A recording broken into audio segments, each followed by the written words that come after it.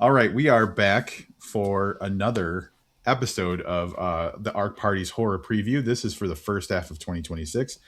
Joining me, as has been the case every time, are Emily Hughes. Hello, Emily. Hello. And Becky Spratford. Hi, Becky. Hi. And we're gonna. This is gonna be just like a speed run because there's a lot of books, and we want to make it as like approachable as possible. But for anybody who's not familiar, starting with, I think this is our third year. We I did think so. 2024. Yeah. Yeah, we did 2024, two episodes, the first half and the second half, 2025. So this is our third year, so our fifth kind of edition of this series. And I was kind of proud to go back and realize that, like, so far we've recommended almost 150 books over the course of those episodes. I think something like that, and I think that's just fantastic. So we're back again. We want to talk about what we're excited about for 2026. Ostensibly, these are all horror books. I tend to kind of stray a little bit and like, what is genre anyway? But for the most part, this is a horror focused, the Arc Party's 2026 horror preview for January through June. And if you aren't familiar with the format, we are just going to take turns month by month. We've each chosen two books, and we're going to go through and give a quick explanation about what the book is and why we're excited about it. And that's probably going to be it. This is going to be a big chunky episode, but we're trying to narrow them down as we go. Just hopefully we're getting a little more efficient. But I think that the thing is, we just always kind of want to linger and talk about the things we're excited about. And so like, it's hard to be, you can do volume of titles, or you can do volume of discussion of a title. You can't have it both ways and still keep it under 3.5 hours. This is true, but we're going to do our best, and we didn't have to fight as much over titles this time. So, but there are definitely some crossover ones. Mm-hmm. Yeah, there's some that I saw that I was like, yep, I'm definitely reading that. So let's do this. We have a spreadsheet that we go off of, so we're just going to go kind of left to right, the order of the names. And Becky is the first name. So why don't you get us started with January? Great. Well, I'm going to talk about a book that I already have a review published for in Library Journal from October. But it was one of those books that I just sort of pulled out of nowhere. I saw that it was coming out. It sounded interesting. And it's called Humboldt Cut, A Redwood Gothic by Allison Mick. So Allison Mick is a comedian, and this is their first novel. So what I called this was, it is really like, what if Overstory, right, by Powers, was a horror novel? It is in that realistically chilling eco-horror sphere. It reminds me a lot of Girl in the Creek by Wendy Wagner. So this young woman, and there's a racial element here too, which I thought was really interesting. A young woman, Jazz, is a nurse in Oakland. She's the prodigal child of a logging town deep in the redwood forest. And she's the granddaughter of an infamous person named Whipple who was lynched for eco-terrorism. And so this follows their family. And what we find out is that the forest is alive in many ways, and not just the ones that we know forests can be alive for. And one of the really striking things about this book, it was told in a very confident, omniscient voice by the forest itself, which could have been a total miss by a newer author.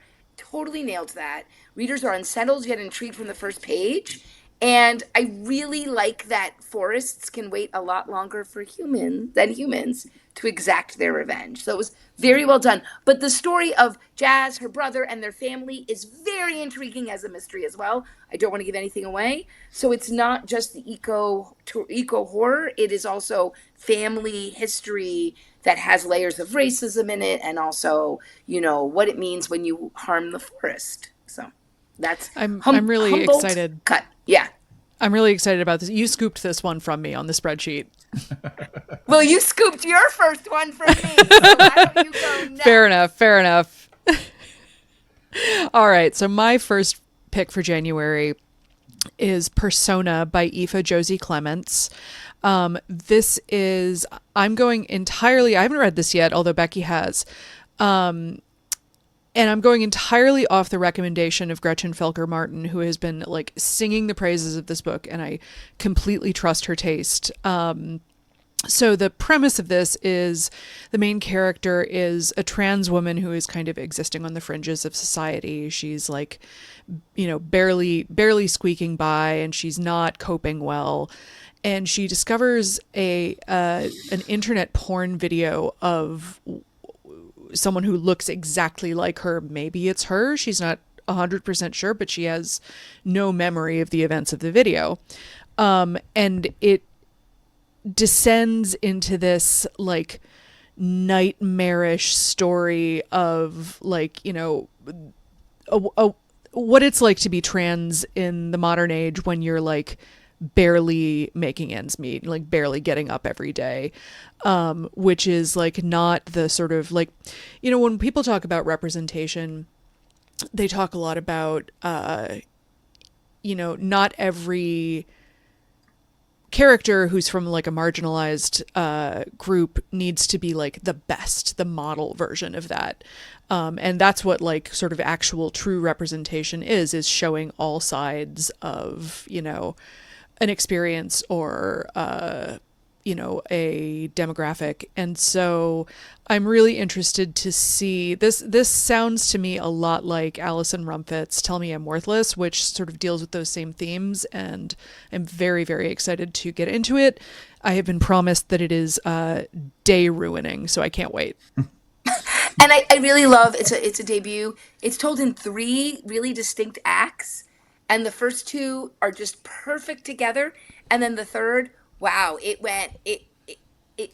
followed through on the promise of the first 2. So Very cool. All right, my first one is kind of like my only cheat, I think, this time, of it not technically being horror, but like once you read it, you might think, okay, it's horror enough. But the other thing is that it's a reissue. So this is Head Cleaner by David James Keaton. Originally came out through Polis, which went out of business, and now is being reissued through Datura in January. And the general idea is it's these employees of the last Blockbuster video that exists, and they have to go out in search of a video that they need returned, and they go to the house of this person where they find this weird VCR where when you basically the VCR has the ability to change the outcomes of movies, change the stories of movies. But this becomes kind of tricky when those movies are based on real things. Like, is it changing reality? And so it's this goofy kind of madcap thing with these video store clerks and everything. But it gets really serious and freaky and weird when you realize, like, it's not just changing the movies that it plays, it's changing the reality that's connected to those movies, and it gets gruesome and kind of cosmically weird at points, and it's really out there. It's kind of crazy, and it starts out really freaky, like kind of a found footage situation, and you have no idea what's going on. So there's a lot going on there, but I really enjoyed it, and I'm happy to see that it's coming back with a new cover, which you will see on the video if you're watching the video version of this, which I think is really cool. And Keaton's just a ride. He is just like a crazy, crazy ride. So I really liked it. very cool. So my second book for January is more to talk about an author. So Simone St. James has a new book coming out in January called A Box Full of Darkness. And here's the thing about Simone St. James. Simone St. James is a start with author for people who are like dipping their toes into horror. And I've seen this for years at the library. I'm a huge fan of her books on audio as well. I feel like the audio productions are very good. So it doesn't really matter what this one is about. I'm not going to even tell you, because here's the thing I want to talk about. And I have it pulled up and I could read it.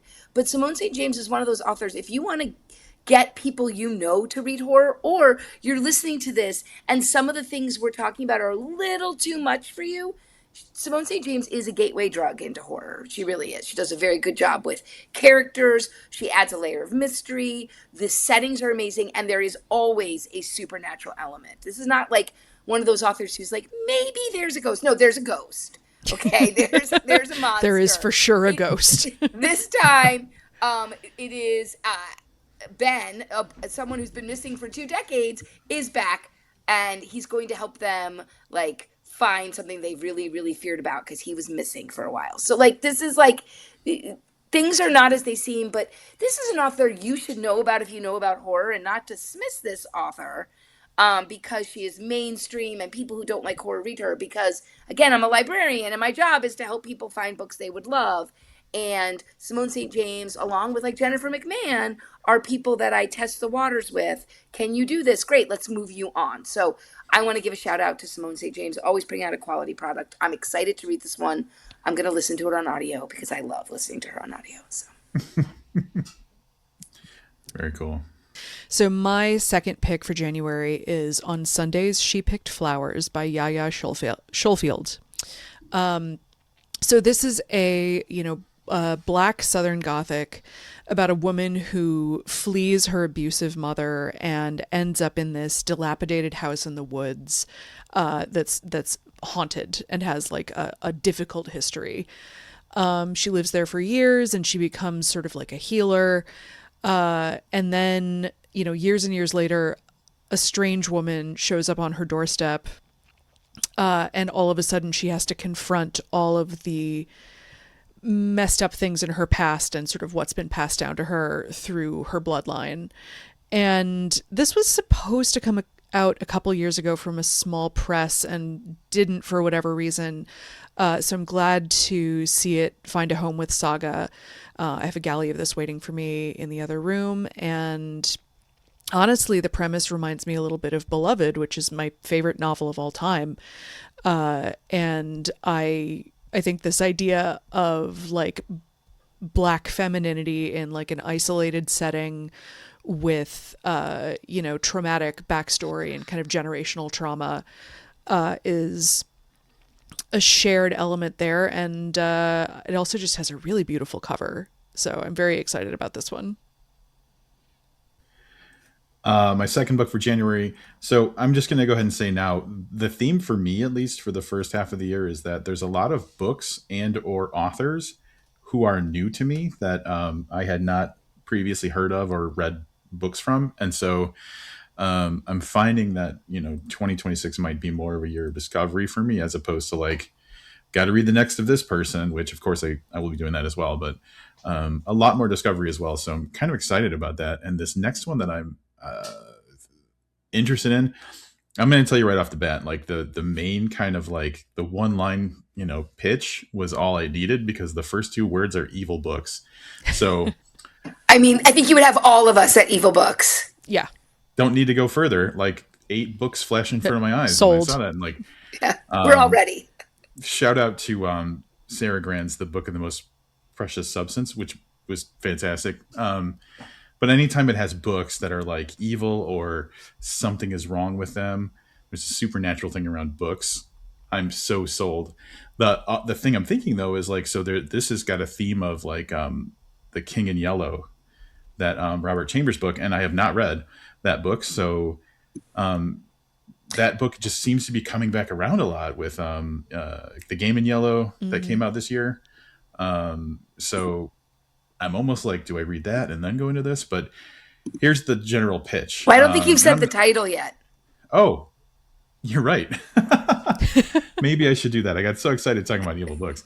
The Truth of Carcosa from Jacob Rollinson is the name of the author. And I'm just going to read most, if not all of this. In 1984, exiled author Salvatore Arcimboldi accepts the help of a psychotherapist to write his new book. He hopes to transform his traumatic memories into literary genius, but the resulting book, The Truth of Carcosa, is pure evil.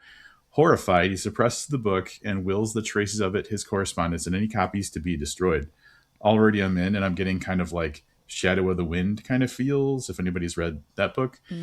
Long after his death in a chaotic age of resurgent nationalism and violence, one of the only havens for his work is the Archive for Literary Investment, where a biographer and his protege search through Arcimboldi's correspondence for clues of the evil manuscript as they attempt to stop unscrupulous firms with their own plans for the manuscript.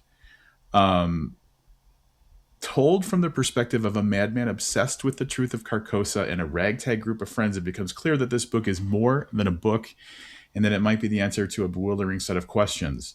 Why is the archive so desperate to preserve Archimboldi's work? Why do so many corporations seem hell-bent on seizing any scrap of this mysterious manuscript, and at whatever cost? And what are the strange dancing monsters that appear wherever Archimboldi's work is discovered? That sounds interesting. And who or what is the Yellow King? Sold. Like, there's so many things about this that are just like so interesting to me. And so this is a clear example of why Emily's list is important, because had Emily not gathered this list, never would have known about this book. So I just want to say that right now. But damn, that book sounds good. And it also brings about the first of many books I'll be talking about that have yellow on the cover. I feel like yellow is the theme color for 2026. So we'll see how that goes.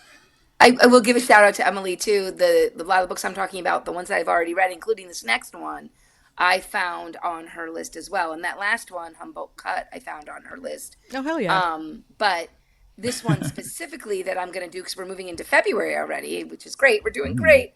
I found on Emily's list because I had early access, and it's called Tradwife by Saratoga Schaefer. Now, I read the preview, the synopsis on Emily's page, and I was like, okay, I'm going to give this a try, but you know, this whole Tradwife thing, there's a couple books with these titles. I don't know. I'm going to tell you, this book pleasantly surprised me. On my Goodreads review, I gave it 4.5 out of 5 stars. I'm giving it a solid review in Library Journal.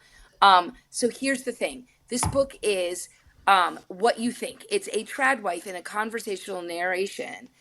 It's got that influencer horror, and it's disquieting. All of those things you expect, right? But what happens is this book gets sinister, visceral, gory, terrifyingly realistic, psychologically unmooring. You start the book with Camille, who's a Tradwife, who you find out, without giving too much away, you start to find out right away, like, she's a Tradwife, but there's things that maybe she did before that she's suppressing so she can be a Tradwife. And the problem is she can't get pregnant, right? So they move to this creepy house way out in the exurbs where there's no one around except one weird neighbor who comes up later with this field behind their house where all the neighbors say, do not go in the woods. Well, her husband's working later and later because they moved further away, and she has nothing to do because she can't get pregnant. This is not getting much away because this is in the synopsis. She goes in the woods and she encounters a creature by the wishing well. Now, this creature is some sort of angel, or is he some sort of demon? Well, he's able to give her a baby, and I'm going to leave it at that. It has an amazing story that goes bonkers places, that still keeps that Tradwife part, but I was cheering for the author. I was so proud of the ending. I was so proud of the places it went. Has a little bit of CJ Lead in it, I'm going to say straight up. But this is a unique voice that I think, I believe it was a debut, but I think, I didn't give it a perfect, I'm not giving it a star in Library Journal because I think there were some things in the middle that needed some tightening up, but landed that at the end. And that's hard. Very hard. And I absolutely was, by the end, you are cheering for Camille. And I love that arc. Like, it's set up that you're going to hate her. You're supposed to. Yeah, and like I said, a lot of CJ Lead vibes too. Anyway, that's Tradwife by Saratoga Schaefer. Hell yeah. Sweet. My first February pick is The Denizens by Brennan LaFaro. So Brennan has been mostly writing in like the weird Western or like Western horror genre. So my interest was especially piqued when I saw him moving to like more of a Southern Gothic. The story here is, it's a small Southern town. An outsider moves there from the city because that always goes well. And he ends up at this town called Malene's Hollow. But there's a thing about Malene's Hollow, which is that the dead do not die. They walk the earth pretty much indefinitely. And so he has to sort of grapple with this and also, learn to live in this town, which of course is populated by all your sort of great Southern Gothic cast of characters. You've got like the town matriarch who has magical powers, and a giant, and a widow who may also be a murderer, and rebellious dead. So I'm sold. I'm seated. My first one for February is Nowhere Burning by Katrina Ward. You scooped me on this one too. Did I? Yeah. I sold That's it what I you? get for leaving it till the last minute. You're good. You did put in like your must-haves at the beginning, so that Yes, was very yes. that was very You clutch. put a couple in, yeah. That was very clutch. So I did read this. I got a copy early. I wasn't expecting a copy early. I just showed up one day and I was like, well, I guess I'll read this. And so the general idea is, and I will do my best to say things in a way that doesn't spoil anything, but there is this place called Nowhere, and it is like a the analog for me is like a Neverland Ranch kind of situation. Like a very famous person had this like big sprawling kind of estate, and it is in ruins. And in those kind of ruins, a bunch of runaway kids gather there. They run away, and they all kind of live together and support each other and everything like that. And the only problem is that there's something going on at that place. And the way that I said it in my like little post on Instagram was like the ground demands blood, and the kids aren't what they seem. So there's these elements of the legend of the celebrity who used to live there. There's a fresh couple of runaway kids who are going there to meet the kids that are, and to meet the kids that are already there. And so we see a lot of it from these new kids' perspectives. And then there's like other elements, like people wanting to do a documentary about this place and everything, and how all of their stories kind of converge or connect is really interesting. And you're really the whole time just trying to figure out, where is this all gonna conclude. And I liked it a lot. I read it real quick, and I got real Peter Pan vibes from it. But I've loved everything I've read by her, and it's got the creepy stuff. It's got the kind of like play with your mind kind of elements that are consistent with like her other books and everything. And so, yeah, I definitely enjoyed it. I can't wait to read this one. She's so talented, and she makes it look effortless. That's a great way to put it. And I had to pass on this one because it had a different date and it got pushed. And then when it got pushed, it didn't fit my schedule anymore. So I'm excited to read it as well when it comes out. That'll be fun for me to read it for fun and not for reading. It is a quick one. I really ripped through it. So yeah, That's good to know. Well, my second book for February is also a quick one. So I want to talk about this. It's The Body by Bethany C. Morrow. So here are the notes I wrote when I was reading it. I said, this is a supernatural horror novel about a marriage under attack. Or is it a psychological suspense novel about a woman with serious family trauma and secrets who's unreliable and mentally unstable? Because the entire book is told from Mavis, the main character's point of view, and only her point of view. Or is it a cult horror novel about a church and a congregation that require vows not be broken, or else? And the or else is not just terrifying to think about it. Readers see the consequences on the page. Or is it all of the above, and that combination makes the novel more enjoyable to readers and could be what they want it to be, with the author doing the work to make it work for all of these readers? Oh, and there's a lot of digging. And I'm just going to leave it at that. It was fun. It was really fun. Did you read her previous adult novel? I did not. No, nor did I, but I heard good things. Yeah, this was a fun one. Good. It you think it's a little bonkers, and it all comes together. And if you like religious cult novels, this is a top-notch one, because it does not rely on the normal tropes and crutches that some people use. And they do live in the regular world. They're not ostracized. But there are some extremely well done, terrifying scenes that are psychological, that are real, it's a lot. It all starts with a car crash too, which is, yeah. So there you go. Uh-huh. The Body. Excellent. My second pick for February is Kayak by Kristal Stittle. And I'm going to tell you, I know not a thing about this book beyond what's in the marketing copy and what's on the cover. And that alone had me, I'm like, all right, yeah, I'm in. I'll go on this ride. It's a story about an 18-year-old boy who is alone on an endless ocean, basically, a series of like lakes and rivers. And he has a kayak, and that's it. And he can't land that kayak on solid ground because the world has been invaded by these creatures that have overtaken all of the land left on Earth. And so he's alone and he's trying to navigate this and he's trying to find other people and figure out a way to survive. But he's also battling the guilt of what had happened to him the year before when the creatures first appeared and he did something that brought disaster to the community where he was living. I love the cover art on this one so much. Like that was the thing that kind of grabbed me first when I was putting together the 2026 list.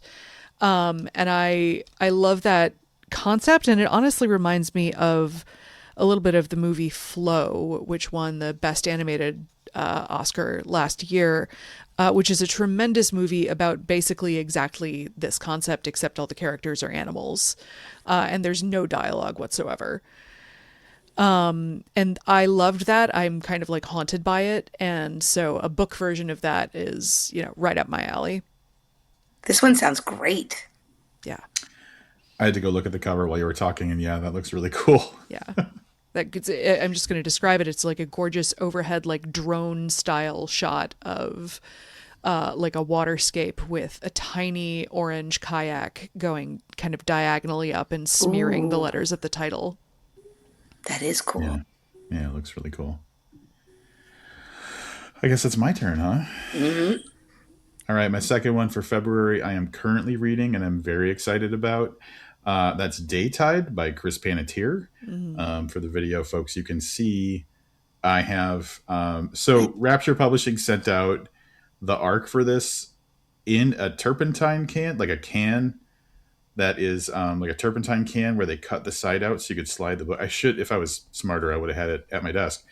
And so, this is the first novel published by Rapture Publishing, who traditionally does chapbooks. So I've got, like they do chapbooks. Mm-hmm. All the art is done by Chris Panatier. And it's like a bunch of different authors. They just started within the last year or so. But anyway, so this is their first novel, and it is a novel by Chris Panatier. And so as to not... Oh, maybe I should have the other one. I don't want to spoil it, but basically, I'm trying to think of the best way. So on Earth, us as humans are affected by like a pandemic of sorts, but it's something called the longing. And basically, if you've got the longing, it's this overwhelming sadness that you cannot escape. And eventually, if you have the longing long enough, you will end your life because you just cannot get past this overwhelming sadness. And so there's a couple of kind of main focal people who we see at the beginning. And one of them encounters this priest who has claimed that he knows how to cure the longing. And he enlists this character named Adam to help him with something. And so he takes him to this church, and inside this church, something is in the steeple. And that's kind of where they leave it as far as like describing the book. But Chris's writing is fantastic in general. Like the stuff I've read from Chris, I've really enjoyed. I think he's very spot on. He's a great author. Mm-hmm. And this is going to be over 500 pages, I think, the final thing. The only downside is it is a limited release. So it is a numbered release. There's going to be, I think, 350. So this is kind of not ideal because not everybody will be able to read this. But halfway through this book, and it is fantastic. And I have already found like several different social kind of things that could be applied to what's going on in the book. So like there's themes to what's going on in our life and stuff that I've kind of found in there. But excellent writing. He does world building really well, where it just feels very comfortable and easy. And yeah, I really enjoyed it.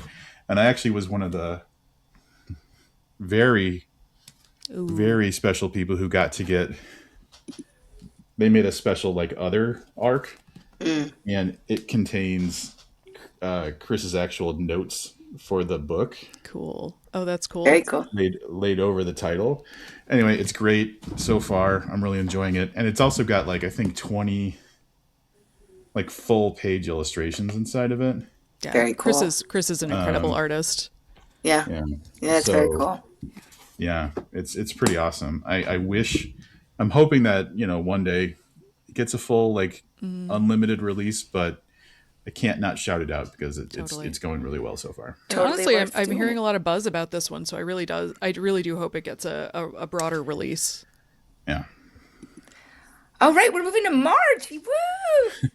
We're just moving through this. So March is, I'm going to start with nonfiction, but it's by Daniel Kraus. And I first heard about this book from Grady Hendrix when I was with him and a few other authors at New York Public Library on my book tour. And so it is called Partially Devoured, How Night of the Living Dead Saved My Life and Changed the World by Daniel Kraus from Counterpoint Press. So, it's not going to be huge, but it does have wide distribution. So here's the thing about this book. People who know Daniel, which I've been friends with him for many years, I should make that clear. We were co-workers together at Booklist, and so we've known each other a long time, know that he loves Night of the Living Dead. And actually, at the end of the book, I even said this to him. I'm like, you went places sharing your personal life that you've never done publicly before.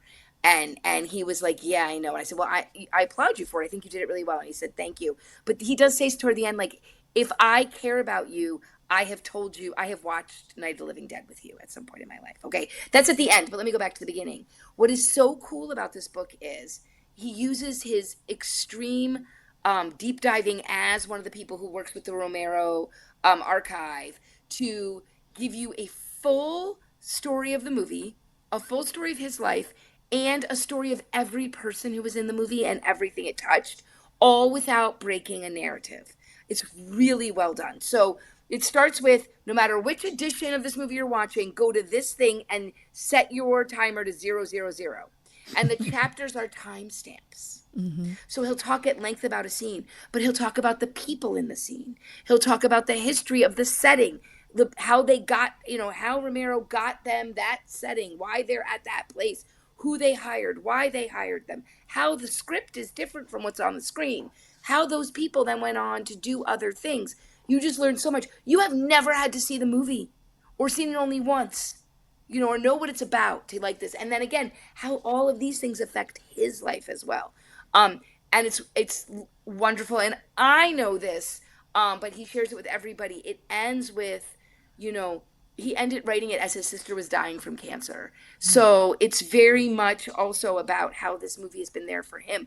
But he makes a case that this is a movie that I know that it is lauded and praised, but he talks about why it isn't more lauded and praised. And anyway, if you want to read a justification for this movie, you want to hear about how a movie affects someone's life. I mean, I know Emily is going to want to read this. But I have a galley waiting for me downstairs. Yeah, it's extremely well done. And I hope that a lot of people find this book to who maybe don't read Daniel Kraus or don't know about horror, but know about that movie. So, Partially Devoured. Yeah, this looks fantastic. All right. I love that. This is really quick, but I love how at least the books that I'm familiar with of Daniel's all seem to like make the book do what he wants. Like he takes the format of it, he makes it fit the story he's trying to tell the way he's trying to tell it. So like the timestamps with Whalefall, that was the PSI on the air tank with Angel Down. It's like the ongoing sentence. So I like that he isn't afraid to bend convention to what he needs it to be. Yeah, it's hard to both take like a big formal swing and also land it. You know, you have to have the chops, and he absolutely does have the chops. Yeah. All right. So my first pick for March, sorry, my cat's being a demon, so I'm putting him in jail. He's very perfect. He's never done anything wrong. My first pick for March is You Should Have Been Nicer to My Mom by Vincent Tirado. And I mean, just the title alone, what a perfect title. Everyone I've like said that title in front of has like chuckled and been like, oh, that's good. It's attention grabbing. It's a little funny. It makes you want to know more about the story. So the story here is a wealthy family converges on their, you know, sort of ancestral home to hear the reading of the will for the late patriarch. And at the end of the reading of the will, the patriarch has a message for all of them, which is one of you members of my family is the demon I made a deal with. The rest of you have to figure out which one it is and expel them, or you'll all be damned. Oh. So it's like a locked room mystery, but with a demon. Literally, because they all get trapped in this house by bad weather and spend the next like 12 hours just having sort of family revelation after revelation and pulling skeletons out of closets and, you know, rehashing scandals and just, you know, like recrimination. And ultimately someone, maybe multiple someones, get murdered. And so, you know, this just sounds delightful. I mean, it sounds like Knives Out. It sounds, you know, it sounds like a lot of fun. It sounds a little bit like Succession. Sounds like Ready or Not, which I loved. And I didn't read their first book, which was their first book for adults, which was We Came to Welcome You. But that was one of those ones that I keep meaning to get to. And I'm still like, every time it is brought up, I'm like, oh, I really have to read that. This also has a killer cover. There's like a very fun little, you know, sort of demonic house illustration with like bright red, bold type. So yeah, this sounds like this just sounds like, you know, I want to sit down with a glass of wine and this and just knock it up till I'm done. I love that we also say this sounds really fun. We are the right people to be doing this. That's what I'm looking for these days, honestly. Like movies, books, TV, like it does. I don't mean fun in the sense that it has to be like lighthearted and like heartwarming or anything like that. I want to have a fun time while I'm watching or reading, because my God, have you seen The World? Like, we need fun. I agree with you completely. 100% agree. And on that note, I'm going to talk about a book about grief. So, what would a preview episode be without a mention of Eric LaRocca? And so I stole this one too, though I have not read it. Have either of you read it? Not yet. I have read it. Yeah. So maybe you can give a little bit of extra perspective. But this is Wretch by Eric LaRocca. And I'm just going to read the description. After his husband dies, Simeon Link finds himself overcome by grief and seeking comfort in an unusual support group called the Wretches, who offer an addictive and dangerous source of relief. They introduce Simeon to a curious figure known as Porcelain Caw, a man with the ability to let those who are grieving have one last intimate moment with their beloved for a price. Wow. I'm showing up for anything Eric does, and I am just going to call out, this is a one-word title, which is definitely a departure for Eric. Although there is a subtitle, so I'm not sure how much of a departure it is. You know what? I'm sorry, you're right, because it's the whole title is Wretch or the Unbecoming of Porcelain Caw. So yeah, you do have a point. It is there. It is there. I will say I've read it, and it is Eric at his most confident and most mature as a writer. The like other books, there's ephemera and there's like little like side things that are I almost call them little short stories and within the story, but in this case this is the first time I can say, and he puts in a lot of detail, every detail comes back and matters. to the very end. And in fact, the ending is my absolute favorite part of this book. And it's extremely well done. And everything that's before leads up to it to make it work. Very cool. And I have to call out that plus Daytide plus Nowhere Burning plus the other one all have yellow in the cover. So I feel like yellow is just very heavily themed in the books that I'm talking about. Or you're only picking books with yellow covers. I'm just kidding. No, I've seen it a lot too. It's just funny. Yeah.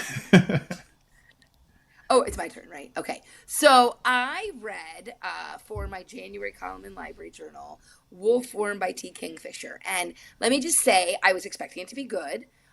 Really, she rarely misses. But sometimes I'm like, they're good, not great. This one's great. And I'm going to start with a complaint I saw on a review on Goodreads that said something to the effect of, this is the main character. It's a gothic, okay?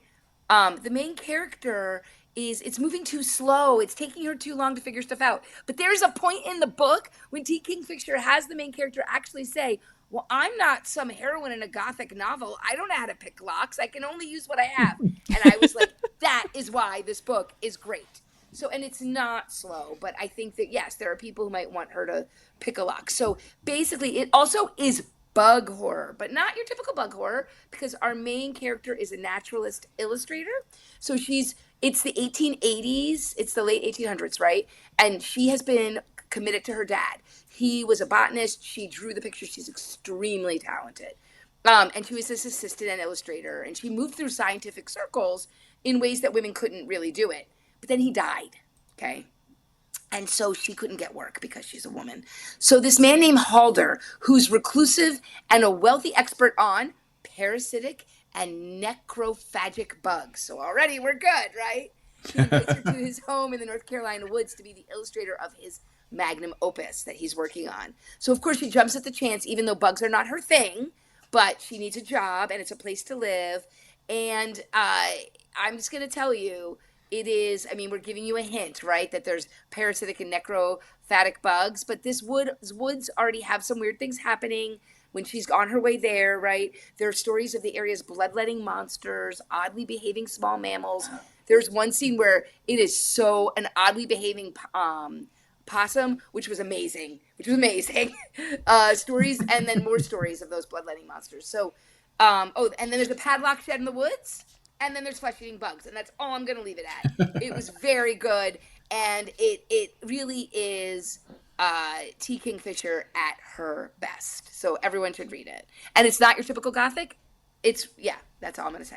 Sounds like very much like more of what I really, really liked about The Twisted Ones and What Moves the Dead. It's what I liked about those. Yes, I agree. Because, there was the Haunted House one a couple years ago, and I was like, It was good. It's better than most things out there. So although in that one, the main character was also an entomologist. I know. That's why I was like a little worried when I went into this. But she isn't. See, the character's a botanist, illustrator. And learning about the bugs is kind of cool because she's got to learn about them. And there's a lot of details about what it means to be a scientific illustrator, which I found fascinating, especially at a time when there's no electric lights where she is. So it's fascinating. I've only recently come to reading T. Kingfisher with the Sworn Soldier series, but really loved those 3 books. And so now I'm just like, T. Kingfisher, auto read for sure. Well, she's prolific, so you're in luck. All right. My second March pick is The Curse of Hester Gardens by Tamika Thompson. And I had never come across Tamika Thompson before this book, though she has written horror before. And at this point, I talked a little bit about this on the year-end Talking Scared episode. But at this point, with a haunted house novel or a gothic novel, I really need like another hook. Not just, it's a haunted house novel. I'm like, okay, there are 12 of those this month. Like, tell me about yours. And this one absolutely fits the brief. It's a haunted house novel set in a housing project. It's about a woman named Nona McKinley who has raised her 3 sons in this housing project in Michigan.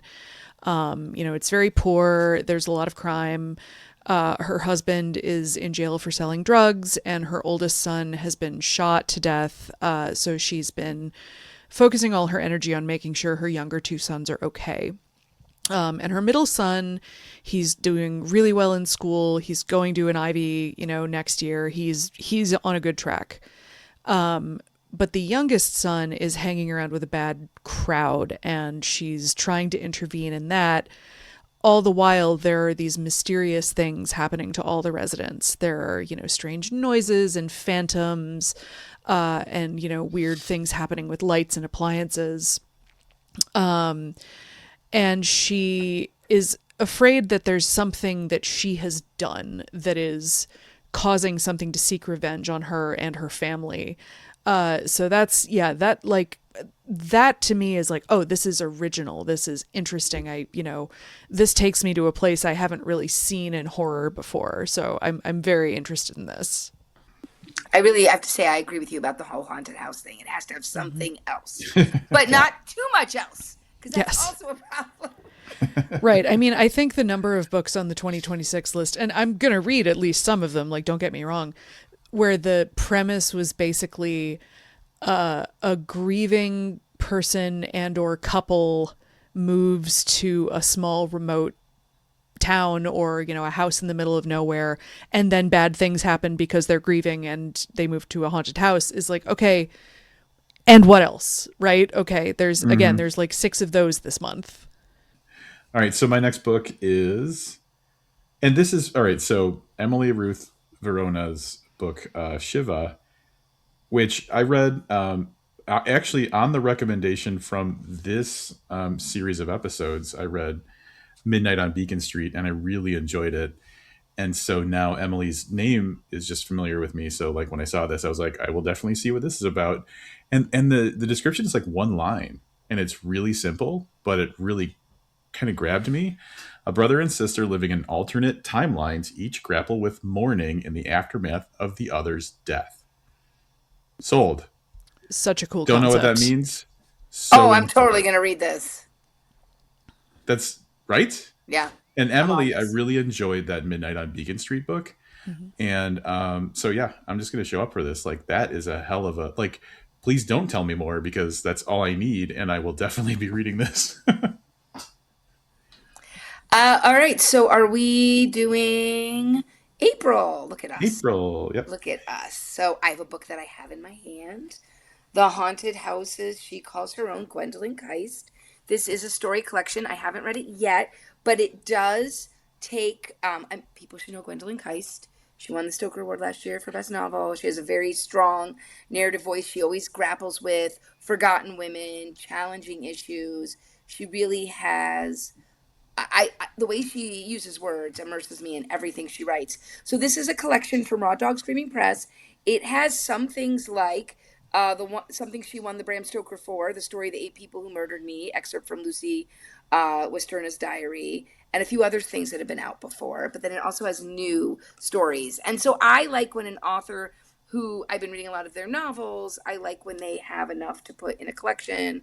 And especially I like seeing, like, I've read The 8 People Who Murdered Me before, but I like when I can see it in line, especially with other books that are other stories that the person has written, maybe some of which are new, and I like to see it all put together. So I'm excited, and I think that story collections are a very important thing to be reading. I love reading them from new people, but I don't sleep on established authors showing me their stories, because I think I learn a lot about the way they write and what I will enjoy about the rest of their work from that. So that is what I'm going to be looking forward to in April. All right, and for me, the next pick is Monika by Monika Kim. Monika won the Stoker last year for Best First Novel or Superior First Novel for The Eyes Are the Best Part, and this is her follow-up. And there are a few second novels from authors who published acclaimed first novels coming out next year, and this is kind of the leader of the pack for me. So this is set in Seoul, and the title is an abbreviation which in Korean means like hidden camera, basically, referring to cameras that voyeurs will like hide in restrooms or apartments or wherever. And so one of the two main characters here is in fact an IT worker at a corporation in Seoul who has a network of these cameras all over the building and sort of uses this, voyeuristic power that he has as a way to kind of, get revenge on the women who like spurn him and ignore him. And then the other main character here is a woman who works there who's had a tough life and is sort of, she's found a way out of it, but then that starts to fall apart and her grip on reality starts to fall apart as a result. She starts having visions of her dead sister, and all the while this IT worker is increasingly obsessed with her, and their fates kind of intertwine from there. There's a mention of a very sharp kitchen knife in the marketing copy, so we know from The Eyes Are the Best Part that Monika Kim is not afraid to get into some body horror. So I expect that this will be more of that in a setting that, to me is especially interesting because I don't see a lot of like English language horror novels published about, settings in Southeast Asia, let's say. Or, I mean, it's true of so many places. But, in this particular, I'm like, okay, I don't think I've read another horror novel set in Seoul. So let's do this. Spoiler alert, I have one of those coming when I do my next one. Nice. Southeast Asia, American novels. Very cool. Oh, good. Two on the episode. All right. My next one is Bodies of Work, Clay McLeod Chapman. Clay is just one of those people who has just been reliably good reads for me. Everything I've read of his, I've enjoyed. So not a surprise that I would want to talk about this. And I'm going to read kind of a cut down version of the description because it's kind of long, but Winston Kemper is a collector of voices, and his magnum opus, The Butterfly Girls, is a sprawling epic of untapped imagination. It has no single canvas, no particular frame. It is everywhere, scribbled on the walls, the floor, and countless notebooks. Winston's creating a fantasia which exists in words, images, and blood. Here comes the horror. As part of his art, he has been murdering forgotten women, poor souls who slip through the cracks of society who no one is looking for. Mothers, sisters, daughters to someone, but no more. Winston takes their lives, their voices. But now he can hear them. They whisper to him. They talk of revenge. Winston Kemper might not believe in ghosts, but he's about to learn they are very, very real. And they are very, very angry. That one sounds good. Yeah. Sorry, I was trying to turn off my microphone. Okay, my second book for April, now the spoiler alert is coming, is Japanese Gothic by Kylie Lee Baker. So Kylie Lee Baker did the very popular this past year Bat Eater and Other Names for Korzang, which was her horror adult debut. I reviewed this for the January issue of Library Journal, and I also got to do an interview with Kylie Lee Baker, and I think it's a really good interview. We talked a lot about the fact that she writes for teens and she writes for adults and how it's different. And anyway, it was really good. But here's the thing. First thing about this, Japanese Gothic by Kylie Lee Baker is the title. It's coming out in April. Terrible title. Not for the book. It makes you think it's going to be Mexican Gothic, and it is not. And I don't know if this is marketing because it takes place in Japan, but I don't love it. I don't love the title because I feel like, so I want to make sure I'm out there saying like, the title is not the book. The book is, I was blown away by this book, and I really like the Bat Eater and Other Names for Korzang. So the center of the novel is the House of Sword Ferns. It's a house, okay? It's hidden off the main road in a small Japanese town, and it is a place to where in October of 2026, Lee, a young man, has fled after killing his NYU roommate, or at least he thinks he has. He doesn't... No one's chasing him. So readers are kind of like, did you actually kill him or did you really get away with this? Now, he's in that house. But it's also the same house that where in October of 1877, Sen is the daughter of the last samurai. And this is like a real thing, right? The last samurais.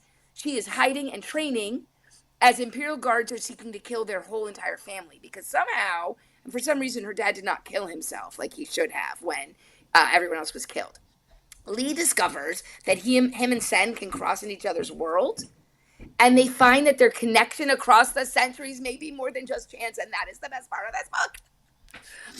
You'll fall into Baker's storytelling easily. They share thoughts and feelings, realizing they are both missing key details about their lives, which I thought was very cool. And the reader is also part of this, right? But if they work together, they might be able to find the peace they are both desperately seeking, hopefully before it's too late.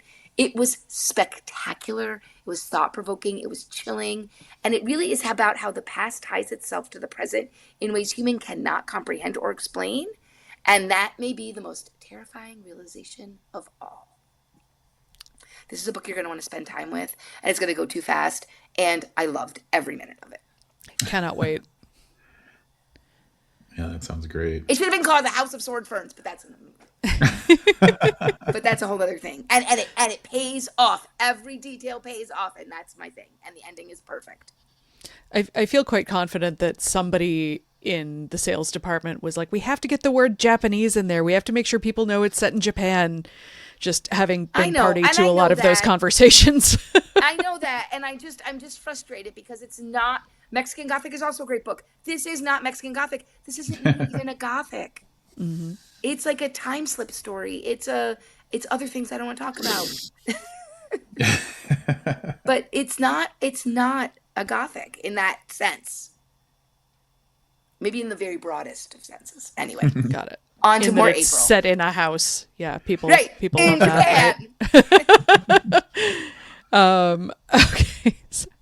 So my second pick for April is, and I actually did just finish reading this one, like this past weekend, Shy Girl by Mia Ballard. And holy shit. This book is wild. The premise alone is like, it's my next book to read, so I'm so excited. You're in for a ride.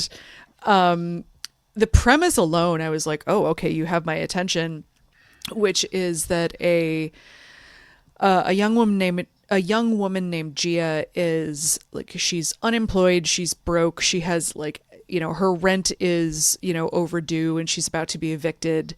And so she signs up on a like sugar baby, like dating website, and she gets a message from a guy. She gets together with him, and he has a very particular offer for her, which is that for 8 hours a day, he wants her to be his dog, like wear a collar, drink from a bowl, stay in a crate, be a dog.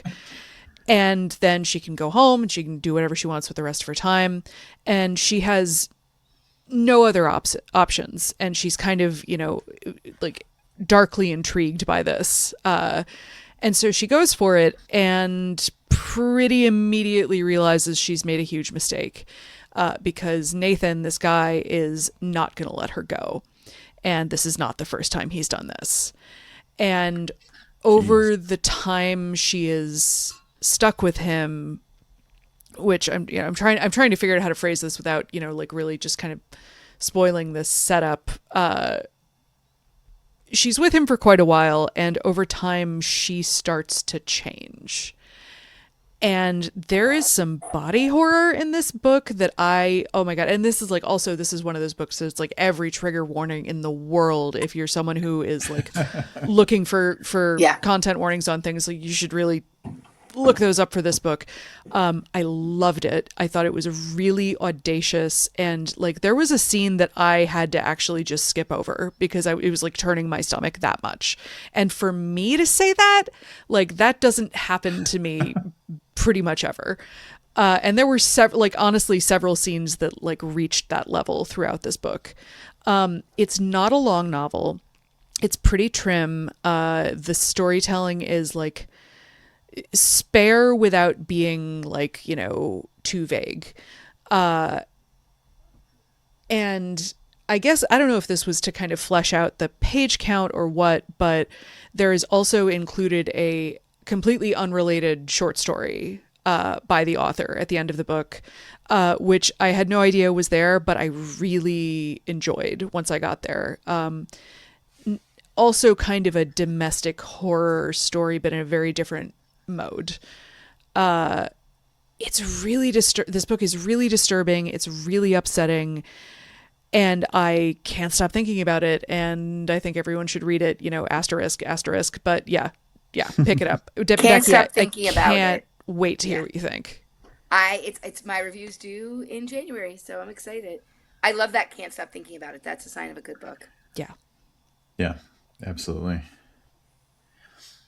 My next one, actually, this is kind of funny. I chose this book literally on the strength of the cover alone, which is just weird. But like, so it's Serafina by Philip Fracassi, and it's coming out through Clash, and the book cover is just so refreshingly unique. It's got a very leafy, natural kind of look to it. And also on the strength of like the fact that, I've read other Philip Fracassi stuff and really enjoyed it. So there was that part too. But like the cover just like, I want to read it because, man, that looks like a cool book. But anyway, I'll read the thing really quick. This is set in the Civil War era. Choosing to risk execution rather than being killed in a losing war, three brothers desert their post and begin a long, arduous journey back home. After weeks of dealing with rough terrain while evading bandits and home guard soldiers, starving, injured, and exhausted, the brothers find a miracle deep in the dark woods, a home. Nothing could go wrong finding a random home in the dark woods. It literally always goes well. It's going to be great. They can decorate it. It'll be nice. Living in a remote cabin is a beautiful woman, Serafina, and her young son, Titus. Serafina takes the soldiers in, cares for them, feeds them, offers them a place to rest, but the youngest of the brothers is wary. Something is not what it seems.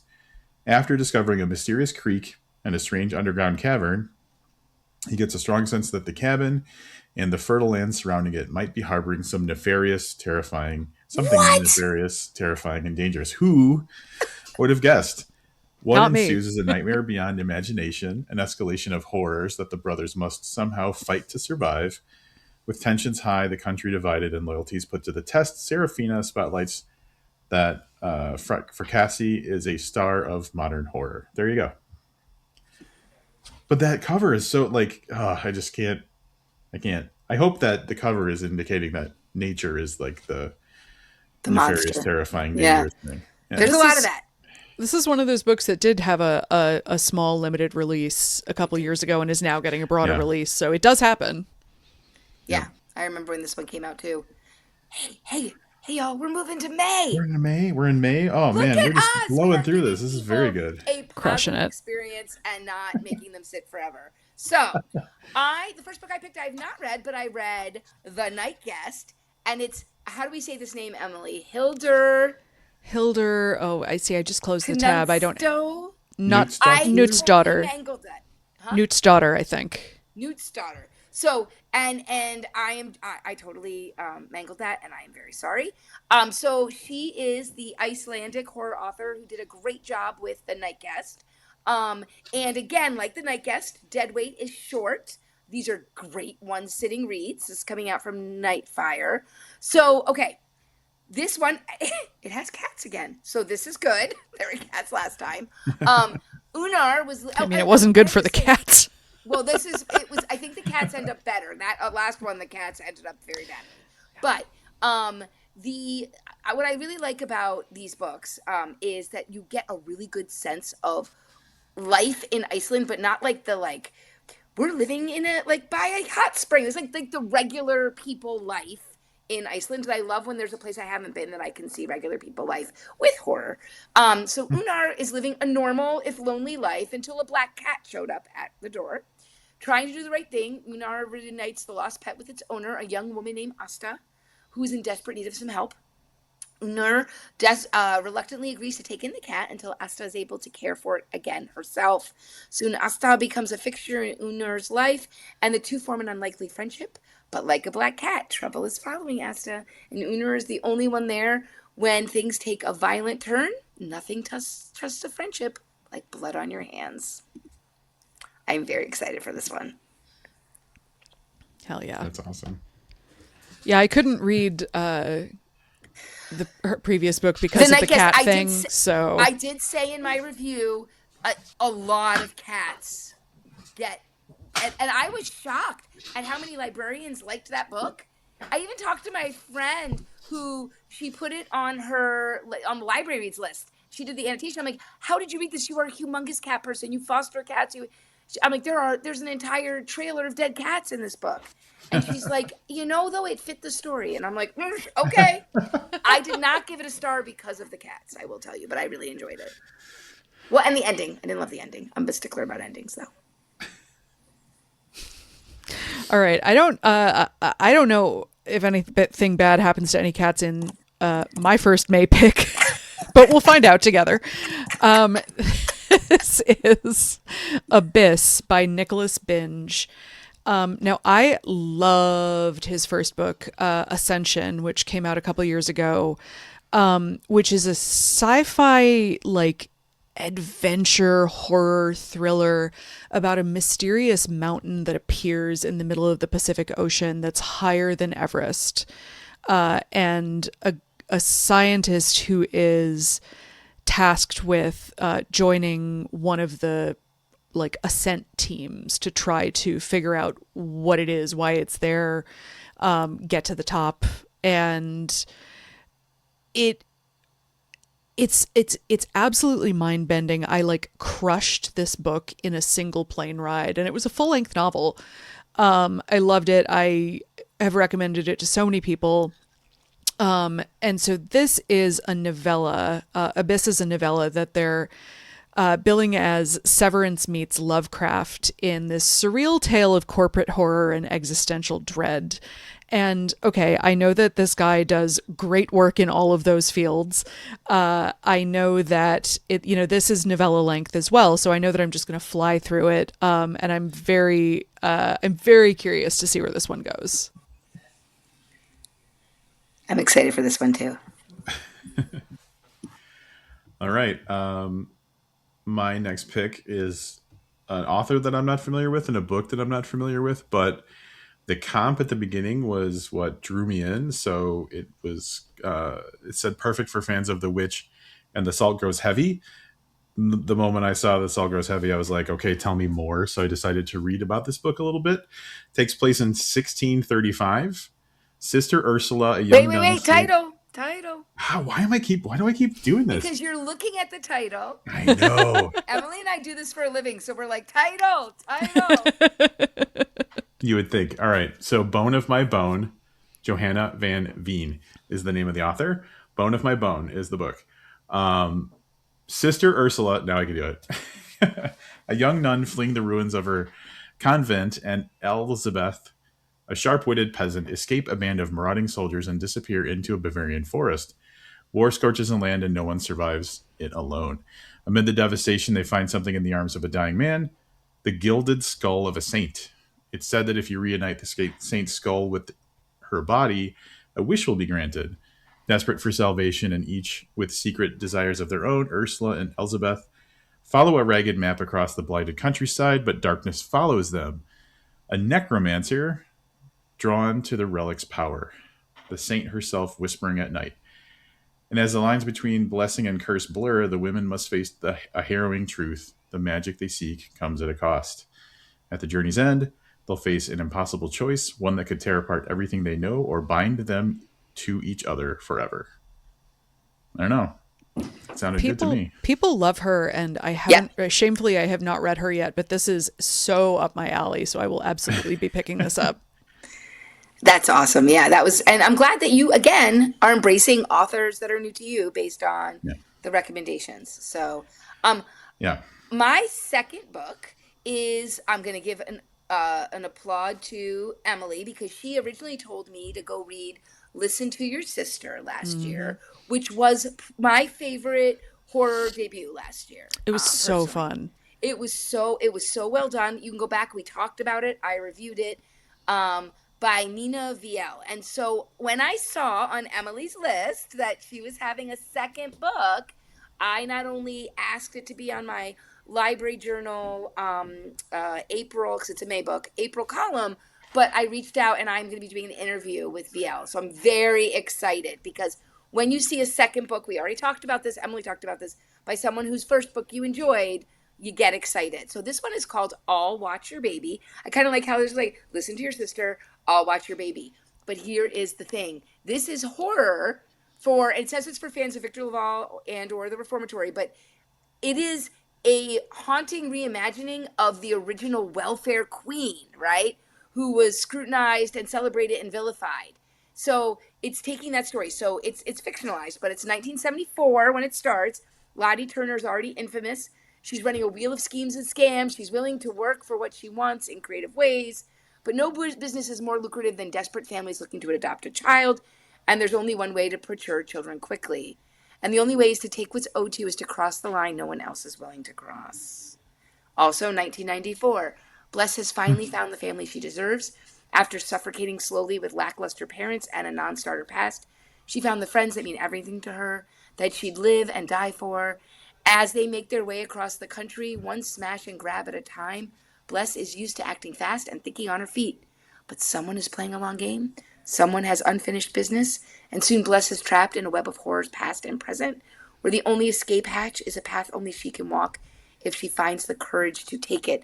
This sounds both the same and different than Listen to Your Sister, right? This idea of, the trauma and the family and found family and what we do for. I'm just so ready for it. Yeah. I'm going to be reading it soon because I get to do an interview with the author.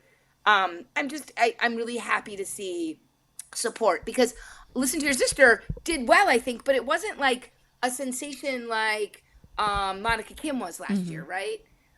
It wasn't like a breakout darling, but it was a really solid novel. So I hope that this book gets wider loose, and you should all give it a try. Yeah. Or write or read, not use. Yeah, I liked Listen to Your Sister so much that I will just read anything she wants to write next. And it helps, it's just a nice bonus that this is such an interesting premise. I know. Like, the whole idea of the welfare queen is a thing we all take for granted. Let's make it horror. I love it. All right, so my second book from May is We All Know Him, We All Love Him, The Man, Nat Cassidy, I Know a Place, Rest Stop, and Other Dark Detours. So this is a collection of stories and also Rest Stop, which came out in 2024. One of my faves of that year about, a rest stop and a man trapped inside. And, I'll read anything Nat writes. This is kind of becoming a recurring theme, but, I have enjoyed all of his novels. I have enjoyed every bit of short fiction I've read by him. So I'm in.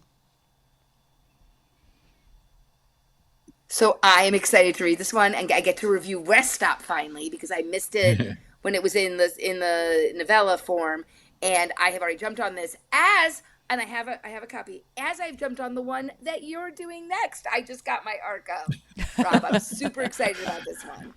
That's cool. I will just do a shameless plug about that book, about Nat and everything.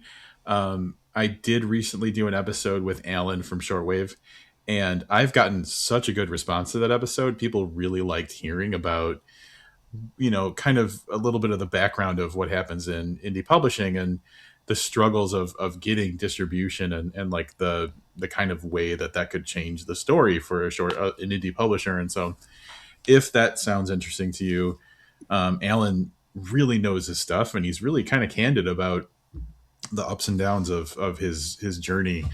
And that's where I learned that, he's friends with like John and Hank Green and stuff. And there's a lot of interesting stuff. So like, it was a good episode. It was a really good episode. Thanks. Yeah. Like it was fascinating. And I was like, I got to figure out what's going on because Shortwave is doing great stuff. So I would plug that. My next book this is me saying this is kind of like a shamefully I haven't yet, but I've never read anything by Nick Cutter. And like, I'm like, oh boy. And I'm a horror podcast guy. So like, it just seems like, wow, like there's some obvious things there.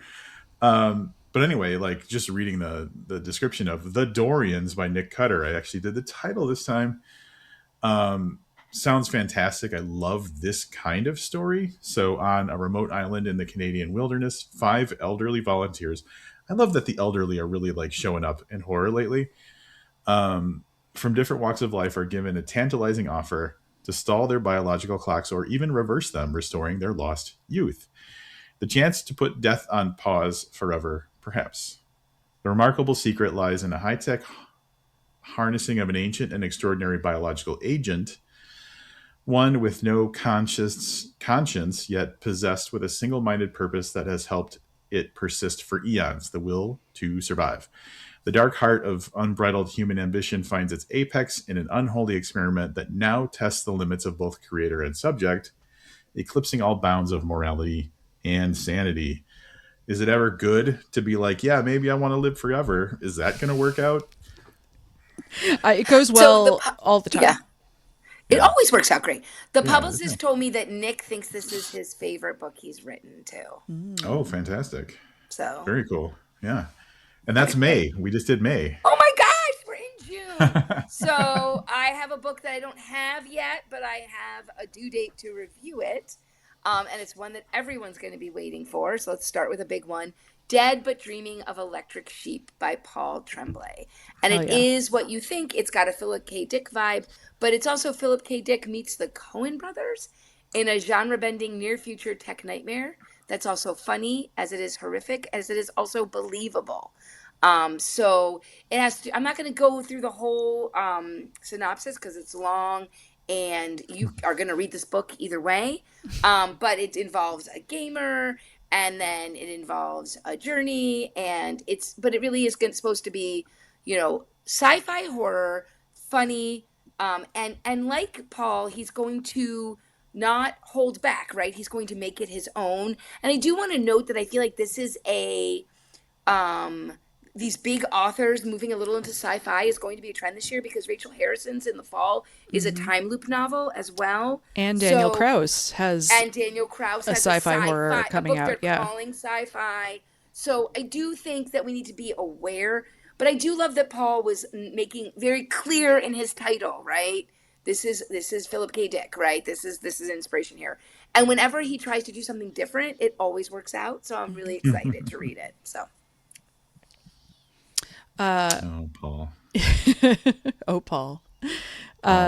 So my first for June is Headlights by CJ Lead. And, I loved Mayfly. I loved American Rapture even more.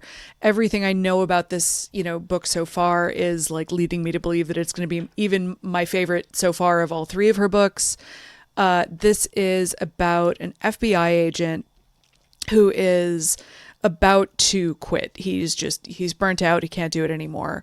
But then he gets one last sort of call that he can't ignore that takes him back to Denver with the message, it's happening again. So people are waking up on the side of the highway with no memory of how they got there, wearing the skin of people they've never met. And a strand of a stranger's hair is found tied around their tongue. And so this has happened before, and Daniel, this agent, is pulled back into the case, and he has to sort of confront his own demons in the process as he tries to unravel what's really happening here. And they're billing it as kind of like The Shining meets Longlegs. I've seen there's been a fun little like mini trend of sort of horror thrillers or sort of genre-bending horror books set in Colorado, which I love because my dad lives out in Denver. I spend a good amount of time out there. And CJ writes setting really, really well. So I'm very, very excited to see what she's doing here. It's also giving some like X-Files vibes, and that's what I'm always chasing. That was a completely formative intro to horror for me. So anytime I kind of get that sense, I'm happy. The Skin of Strangers. Good Lord. I read Mayfly. I didn't get to read American Rapture, but I really enjoyed Mayfly.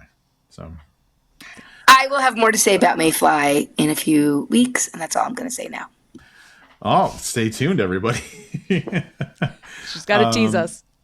She's got to. All right, so the next one I want to talk about is The Other by Annie Neugebauer. Mm-hmm. Have either of you read The Extra? That's a real I got to read that every time it comes up. So I've read her stories, so yeah, her so The Extra came out from Shortwave Publishing, and the general idea is 10 people go on a camping trip together. They do a head count before they leave. They drive to the place they're going. Not long after they get there, they do a head count, and there are 11 people. But the issue is everybody remembers everybody, so they don't know who the extra person is, and so that's the whole kind of idea of the story. Is like the tension and the fear and the freakiness of it is like something is not right, but I can't. But like my reality doesn't make sense because I know all these people, but there's only supposed to be 10. So that was the first in what's called the Outsider sequence. It's right now a trilogy, or at least there's 3 that are announced. I don't know if there's going to be more than that, but so the second one is The Other. It's not a continuation of that story. It's a separate story. I think it's just kind of like themed novellas, and the idea for this one is a couple on an outdoor retreat meet their doppelgangers and soon must put to the test how well they truly know each other. So Absolutely. like, come on. Like, I'm there. Yep. The extra was just so quick and propulsive that I read it in like an hour. It was so fantastic, and just kind of out of nowhere. It was unexpected, and it just grabbed me. And it's probably one of my favorite things I read this year. So I'm very much looking forward to The Other, which is coming out, in June. They did a special thing too. So like the extra came out September 9th, and then they're doing The Other 9 months later, and then they're doing the third one, The Spare, 9 months after that. Cute. That is very cute. Okay, so I'm on my last book, and it's another World War I set book, just like we had Angel Down by Daniel Kraus last year. It's called It Came from Neverland by Cynthia Pelayo. So it is a horror retelling of Peter Pan. So it's 1914. Wendy Darling works as a school teacher, but at night she is helping soldiers who come home. There's one mysterious patient who, despite everything they're giving him, is still like unable to get out of a coma. And he starts to murmur the words Peter Pan. And Wendy is thrown back to a darker time from her life that she wishes she could forget. Wendy believes Peter Pan is an entity who killed a lot of murdered children in London. And she is going to prove, in fact starts to get accused of these murders that happened. But her brothers only remember Peter Pan in Neverland as a fantasy of childhood games, and she remembers the darkness. And so she might be the only one who can stop Peter Pan from being the killer that he is. It kind of reminds me of that series by Sean M. McGuire, where the kids, the Wayward Children series, this darker side of these fairy tales. But it's so true. Like, dude, he like takes kids at night and they come back just fine. But yet there's some that are still there. And I love it. I love it. I love the idea. I just saw Cynthia because she was nominated for one of the Chicago Books of the Year for any genre. And we were at the event, and she said she completely did like a full rewrite because she's so much happier with it. It reminds me when I talked to Grady Hendrix, because he's always like rewriting, and she's very excited about this one. So yes, that is It Came from Neverland by Cynthia Pelayo. I'm generally a hard sell on like fairy tale retellings in particular, which I do not hold against fairy tale retellings at all. It's simply my own brain. But I love Cynthia, and I love this concept because I did always, even as a kid, I remember being like, this is fucked up. Does no one else see how fucked up Peter Pan is? So I like this idea. I like the setting too. The World War I setting is always very appealing to me. All right. Yeah. So my final book for this episode is Monika by Cynthia Gomez, another Cynthia. And this is a Gothic novel set in 1968 Oakland. And it's about a young woman who hears a story about like a beautiful heiress who is mysteriously fallen ill, and hears about it and goes, she's been cursed. That's black magic. I know what this is. So she insinuates herself into this heiress's household and becomes her caretaker. And sure enough, this woman has been cursed.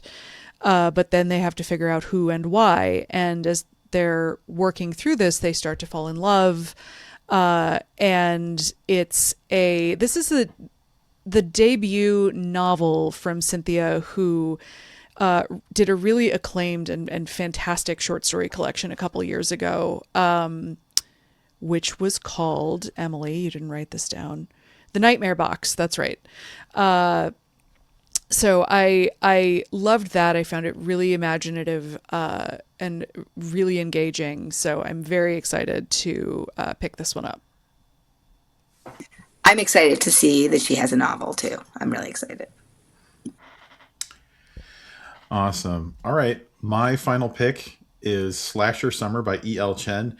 When I first saw this, I was like, oh, this looks kind of campy, and I don't know if I'm going to be into this. And then I kind of like read a little bit, and I read on and read on, and I'm like, okay, this actually sounds. So my initial reaction was kind of a poor one, but in this well, campy no, love that's letter, that's the marketing of titles. It's what I was talking about Japanese yeah, Gothic. I think we need to say that. I think it's important that we recognize that sometimes they get too cute with titles and you alienate potential readers. It's yeah, a thing. I mean, Yeah. and I love that Emily's list at least gives you more about the book, so you can be like, okay, maybe this isn't what I think. So I'm really glad that you pointed that yeah. out. Yeah, and you know what? And the book cover kind of looks like a Netflix movie, like image or Stranger something. And so I Things. was like, yeah. So like I'm like, what's going on here? So good point, but I did push through. In this campy love letter to the slasher films of the 1980s, 7 friends reunite for a weekend of fun, only to be hunted down by a cold-blooded killer. So pretty slasher basic kind of stuff. Real horror is not being able to escape who you were in high school. So basically, like, this book is I'll just read the whole thing. The sleepy town of Cedar Lake is best known as the shooting location of the campy 80s horror flick called Slasher. In high school, preppy Patrick, jock Jason, cheerleader Tiffany, stoner Freddie, goth Jennifer, and nerdy Mikey had played the cast of Slasher during midnight showings, with virginal Carrie as the final girl, of course. Years later, the friends reunite at a remote cabin where Slasher was filmed. The remote cabin where Slasher was filmed. They've changed since high school. Carrie found a boyfriend. Patrick came out. Mikey bulked up. And, well, Freddie's still stoned. And they're looking for a weekend to catch up. But I can't read tonight. And they're looking forward to a weekend to catch up. But when night falls and the eponymous mass killer is spotted, the reunion takes a deadly turn. The friends discover that their tires are deflated and their phone lines disconnected, and soon they'll be stalked by a mysterious assailant. It's someone trying to make their slasher experience as authentic as possible. One thing's for sure, before the night's over, they will each have to take on the role they thought they'd left behind. This I seems like like that. yeah, it seems simple. It seems like just living in the trope. It seems like we're doing the thing that this thing does. And so originally I was kind of like, I don't know about this, but then like by the time I kind of like sat with it a minute, I was like, yeah, this could be. Sometimes that's all we need. And so But I love the setup of these are the characters, and I'm sure there's a lot about like how their life was defined by this movie, and then who they become. I think it'll be it sounds fun. It sounds like a nice twist. Yeah, absolutely. We did it! Yay! Guys, we did it. We did it like an hour and a half. Look at us. That's really impressive. We were hey listeners, watchers, we were committed to you. Like, we love talking to each other about books, but we were like, we gotta be, people can go look them up. Emily's got a list. It'll be in the show notes. They can go look up more. Yeah, we can't make it a 3-hour ordeal. We got to kind of like, I mean, we want trim to, it down. but Yeah, we can't. I know. That is it for this one. So before, I know Becky's going to say something really quick before we wrap up, but I want to just bring this back to Emily's list and encourage you to check out Emily's list. It is a resource for everybody I know who talks about horror uses this list. Yeah. But like, it's not just for like us who need to like talk about horror. It's for anybody. It's for people who love horror and want to find good new upcoming horror. So absolutely, this is something that you must follow first and foremost. And then I'll just make a little pitch. Well, I want to say something about the list though, because Emily does a really good thing where she's very clear that she takes the broadest possible definition of horror. She puts that on there. The point isn't to gatekeep people. The point is to bring horror, which is popular, which people want to explore, and to make a list that goes from teen to adult, that are books that are on the edges of what we might consider horror, all the way to the most extreme, to give people an understanding that there's a book for them out there. And that, as a librarian, Emily, I really appreciate. I appreciate that you are very clear and explicit about doing that. So thank you. Well, you're very welcome. It honestly, it makes my job easier because then I don't have to be the one, like, defining those lines. Well, no, I do like be. to, yeah. I do like to throw titles at you where I'm like, I don't know if this quite qualifies, but we'll see if it gets on there. That's great. I love that. And to that point, one of the things I think is very useful is that you have a form that people can go to and submit titles that they don't see on the list in case they thought maybe it should be included. I do that as often as possible whenever someone tells me like, hey, I got a book. And I'm like, I'm going to go see if it's on Emily's list. Because so you spam Emily basically is what you're telling me. I do. Yeah. I'm like, oh, I can make Emily work. Yep. My street team. So I encourage everybody to help make this list as robust and diverse as possible. One thing I will say, I absolutely encourage everyone to tell me about books they think I might not know about. I simply ask that while you're looking at the list, you use Control F on your keyboard or the Find in Page function on your mobile browser, and just make sure it's not already there. Just double check. It's not the end of the world if I get duplicates, but I get a lot of duplicates.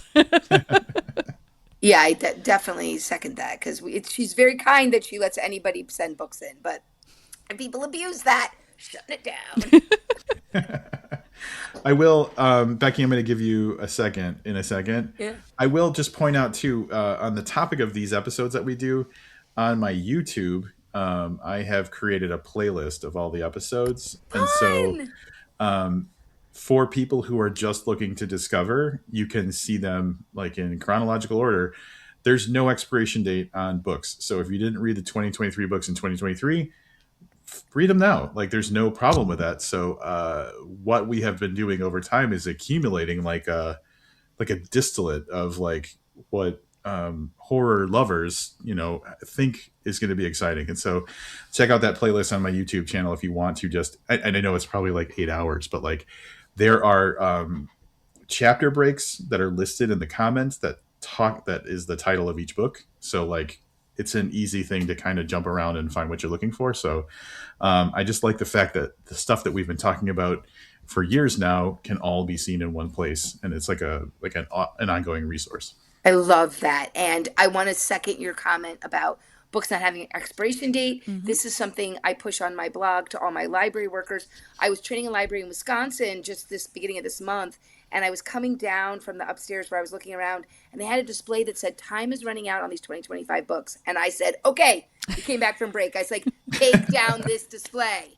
I'm like, this display is not okay. No time is running out. These books aren't going to disappear when 2025 ends.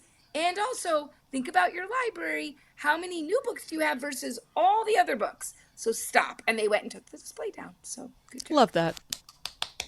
Very nice. They pay me to yell at them. So I do. Yeah. Thank you. Thank you, Rob. I just want to give a last shout out for anyone who is going to be in or near Beverly, Massachusetts on Saturday, January 30th. We're going to start advertising this a lot in January, but myself, Paul Tremblay, John Langan, Catherine Valente, all of us are very involved with the Shirley Jackson Awards.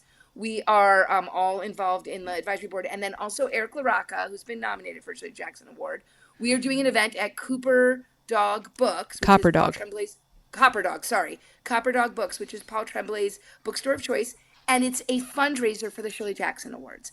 And Joanne Cox, who's the administrator, and myself, and I'm on the advisory board, have been working since October to really be strategic and think about consciously raising money for these awards, because they run on a shoestring budget, and it is too important for it to get lost when people just stop having the time to give that all of us give.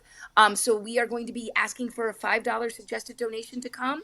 I will be making a donation. I know some of the authors will be making donations, and we're going to do Why I Love Shirley Jackson. Yes, it's going to be a playoff of my book, but we're there to talk about Shirley Jackson and her importance And we cannot wait for everyone to join us, because what else are you doing? And fun fact, because we know in New England they love their football and their Patriots are good. This is the weekend that there's no football before the Super Bowl. We made sure, because those Patriots fans want to. And so I'll be flying out there, and I'm really excited to see people. I know a lot of people in the Boston area, so I'm excited to reconnect with some old friends. But we hope to make this an annual event. It's about the 6-month mark to the awards, and our idea is to start doing it in other cities, but we're gonna try it here first and see how it goes. So we would appreciate anybody's support. Love that.